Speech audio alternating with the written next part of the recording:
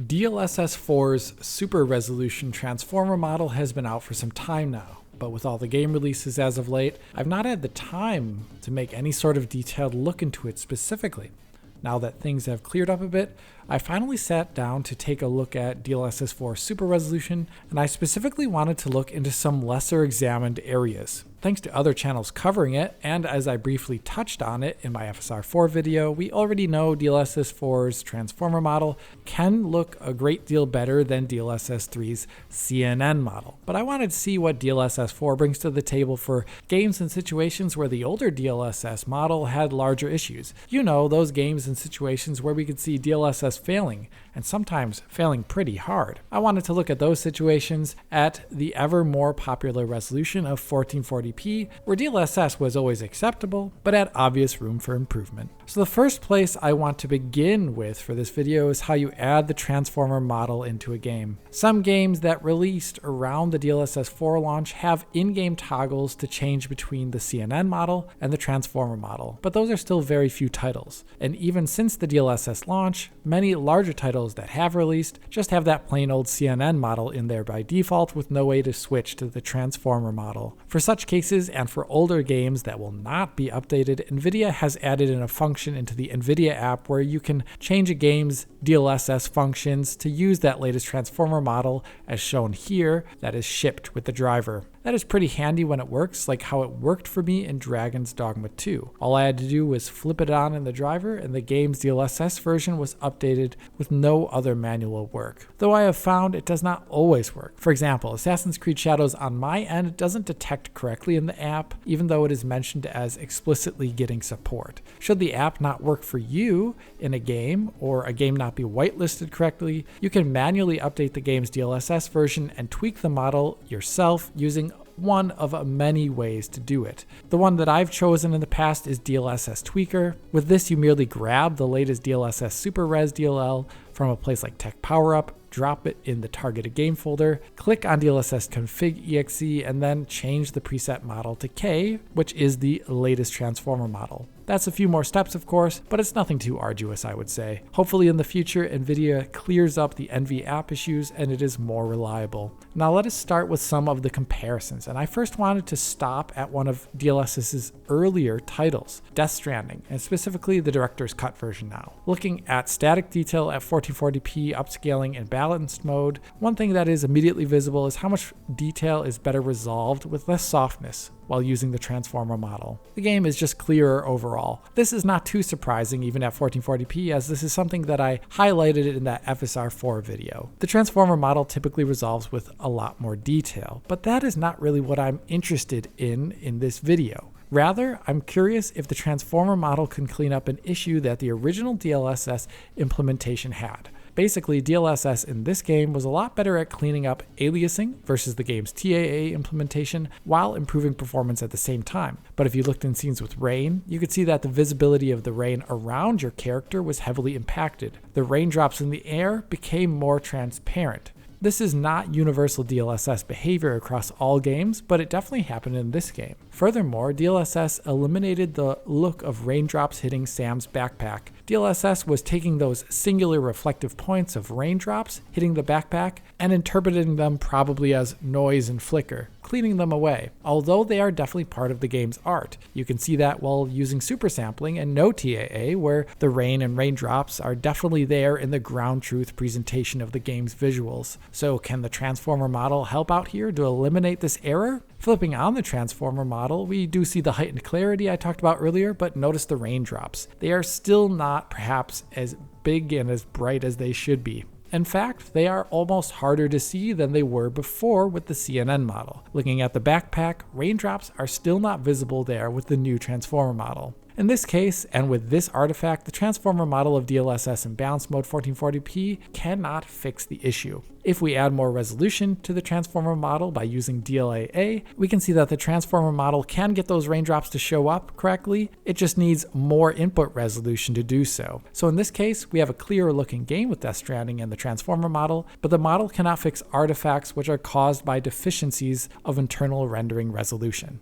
Let's move on to another common pain point in DLSS's CNN model, and that is thin stuff against a bright background, and specifically in God of War. Back at launch, I made mention of how when you play with DLSS on, you could see trails coming from thin objects flush against the sky. As you can see here when I pause the footage, the tips and edges of these tree branches here have trails and lines extending off of them. In motion, it looks like the objects are smoking almost. Subpixel detail was being preserved and reprojected into the current frame at the wrong location, and it looks odd. Flipping on the transformer model, we do see a difference. There is some artifacting, but it is happening a lot less overall. Stopping the frame, we can see that there are far less trail lines behind the individual branches. And in aggregate, in motion over time, it looks like there are less trails emanating from it against the sky. So this is a good win here for the transformer model. Another game where this happened in quite often was Red Dead Redemption 2. There, when objects were flush against the sky, like we can see in the benchmark, you could see those same trails that I just showed off in God of War. Here, sharpening is turned down to 0, by the way. Injecting in the transformer model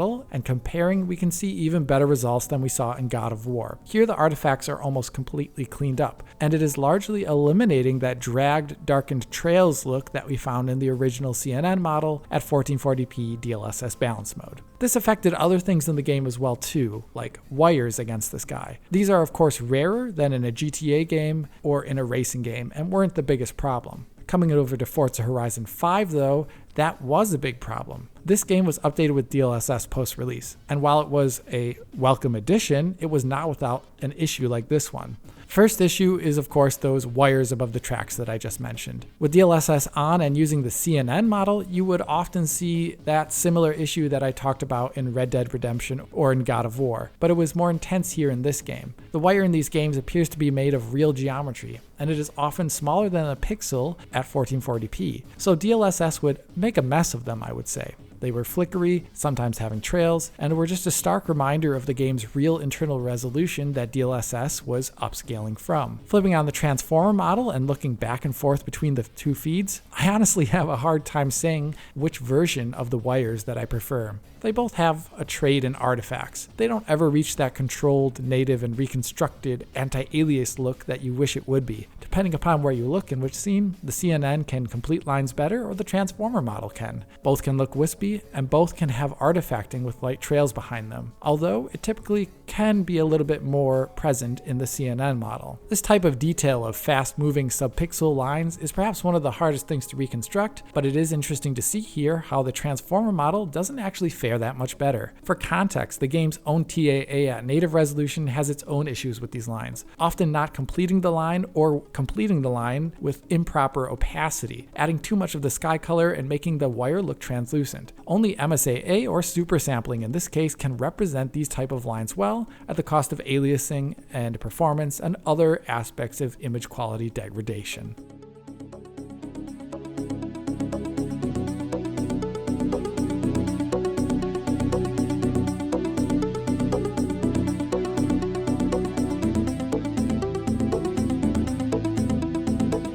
Sticking with Forza Horizon 5 here briefly, another thing that the DLSS update to this game revealed quite well is something that I talked about in my Tech Focus video covering temporal anti-aliasing. Essentially, even if TAA or machine learning solutions can decrease aliasing, they can come with the side effect of general image softening and especially in motion. I used the extreme example of Halo Infinite's TAA in that video, but it applies essentially to any game and any TAA implementation, including DLSS's CNN model. In Forza Horizon 5, this blur while the camera moves was more obvious than in other games due to the way cars bank around corners, the general speed, and camera positioning. You could visibly see how DLSS in its CNN mode or the game's TAA were sacrificing a good deal of image sharpness when the camera turned or translated, essentially blurring along the movement vector, which you wouldn't see with MSAA, which has no temporal component. For example, here, the bricks under the under part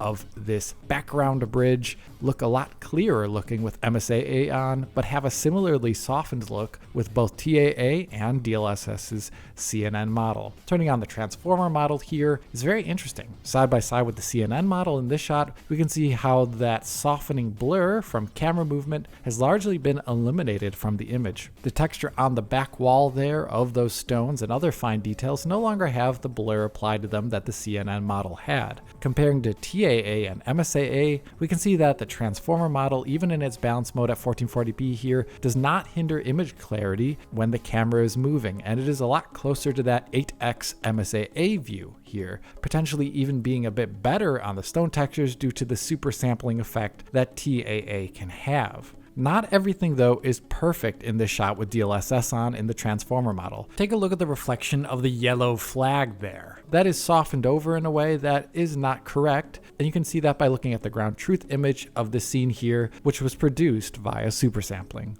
When injecting the transformer model into games, this is perhaps one of the largest differences you might see that will be more or less visible depending upon your display type. Something like an OLED or strobing display will make the transformer model's enhanced clarity during camera movement more obvious than on an LCD or other display that has larger image persistence issues.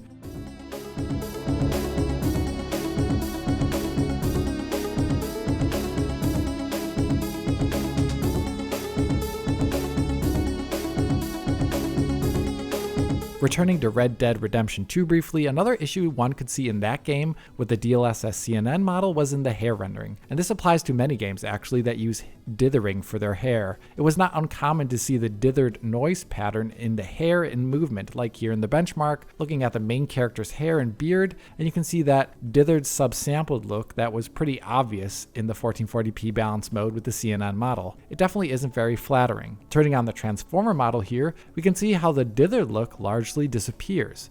In motion, that means less aliasing and less flicker. And if you pause, that ordered grid look in the hair goes away. So the texture card strands look much better and more complete.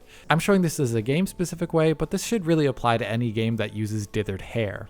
The second last game specific issue I was curious to check out was how ray traced reflections resolved in the Nixies ports for Insomniac games, like Ratchet and Clank. There, when ray traced reflections were set to high quality, they would be checkerboarded to save performance just like on the console version. The issue was with DLSS, like we see here. DLSS would resolve big chunky pixels in reflections for any mirror-like surface. And this really only happened with DLSS in the game. The other upscalers did not have this issue. Flipping on the transformer model here sees almost no difference in regard to how the reflections render. They are still chunky. Given how this only happens in the Insomniac ports and not in other games with checkerboarded reflections, I'm willing to imagine that this is a game issue and maybe not a DLSS one. Now, the last game specific issue I want to look at is with Dragon's Dogma 2. At launch, I made mention how the grass in that game with DLSS's CNN model would heavily ghost in movement when the wind picked up. As we can see here, the grass in strong wind tends to ghost into itself, looking smeary and unfocused, and there's no semblance of those individual grass blades. They just cease to exist. It doesn't look very good with DLSS on. Flipping on the transformer model, there's a difference, and I would say it is largely positive. Grass blades and stronger wind movement now keep their form much better, and I would say the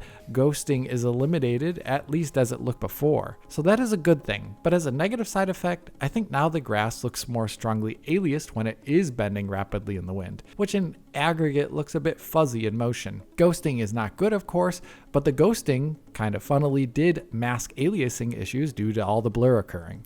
I would say though this is a win for the transformer model. Altogether, going back and applying the transformer model here at 1440p did yield a lot of results that were quite positive. In some cases, it got rid of errors nearly completely that were unique to some titles and caused by the DLSS CNN model. But it isn't a silver bullet at the moment. Some issues like raindrops in Death Stranding or the reflections in Ratchet and Clank go to show that if resolution is still insufficient, you can't solve something. Or there are some issues that are game dependent and not a problem with DLSS per se. Another thing that I noticed is that when applying the transformer model to older games, you would sometimes see image quality regressions. Taking Control, I really wanted to test and show this one off, with it being one of DLSS 2's first games, but there I found that the transformer model had issues with the game's ray traced diffuse lighting on Jessie's hair. As we can see here, having the transformer model on the right adds extra noise in Jessie's hair when she crosses in between area lights. Presumably the transformer model just doesn't like the way diffuse ray tracing is denoised here. Another issue that I saw, for example, in many games was an increase in disocclusion issues over the previous CNN model. Check it out here in Dragon's Dogma 2. It is subtle, but in spite of how much better the new model looks, you can see that the area trailing the character's head while they are running fizzles a bit more in the new model. It isn't large, but it's definitely something that you can see occasionally. And the last issue I found occasionally can be more easily seen in a more modern title like Assassin's Creed Shadows. A recent title, but a good demonstrator of the problem. The transformer model there seems to have issues with volumetric fog in general at times. Here in this game, it makes it so that objects transitioning the fog ghost heavily, like all the particles in the air. And the fog itself shows off a stippled, ordered grid look in it if you look closely. It's very obvious in person, but it may be less obvious here over YouTube with all the compression. In a general conclusion, I would say the transformer model, based upon my looking into it right here, is great, and it's better in many categories, but it also has some issues at the moment which prevent it from being widely applicable to all games in all situations, I would say, and you have to be a bit more choosy. And with that being said, I'm at the end of this video. Hopefully you enjoyed this look into the transformer model and how it can potentially fix up legacy DLSS issues. If you did like it, hit that like button, subscribe, ring the bell, support on Patreon, and as always, this is Alex bidding you farewell und auf Wiedersehen.